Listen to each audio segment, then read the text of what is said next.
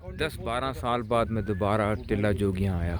इन पहाड़ों के ऊपर टिल्ला जोगियाँ यहाँ ऊपर, और हम सब जो है ना अपनी इस शहज़ादी में आए। ये हमें लेके आई टिल्ला जोगी।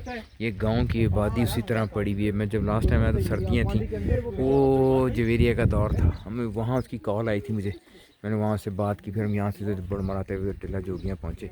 बहरहाल फिर 2-4 दफ़ा फिर दोबारा, लेकिन बारिश है, गर्मी है। उस टाइम भी लोड़े लगे, तब भी लोड़े लगे, पूरा गांव नज़र आता है। गांव के लोग लान ही ना निकाल ले कहीं।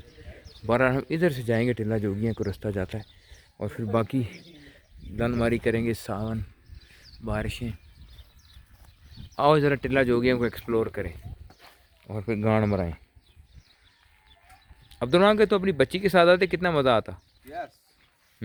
है ना, वो कितने एंजॉय करती। अब्दुलरहमान ऐसे लग रहे थे हरामखोर भी तस्वीरें खींचेगा। सर 60 रुपये दो, थोड़ी फ़ोटो खींच लीजिए। ये ऊपर टिल्ला जोगी हैं फिलहाल। उसको टट्टी आ रही मेरे ख्याल में, बड़ा पेशाब आ रहा है। मैंने कुंडी लगा दो यार, पर चलो वहाँ ही चलते हैं टिल्ला जोगियाँ। वहाँ ये बड़े वारदात डालने के लिए ये पहले इसने अपनी बड़ा पेशाब किया, अब इसमें किसी को अगर बड़ा पेशाब आया तो कर सकता है। यार मैं तो अपनी छोटी सी आओ अब्दुलरहमान, अब्दुलरहमान हरामखोर बिल्कुल कंजर वो लग रहा है। रास्ता कौन सा वो जा रही है। ये देखें जी, अपना बैग इसकी बुंड पे लटका हुआ है। आए टिल्ला जोगियाँ की तरफ बुंड बनाना शुरू करते हैं। बस चलें जी, वरना लोड़े लग जाएंगे, शाम हो जाएगी।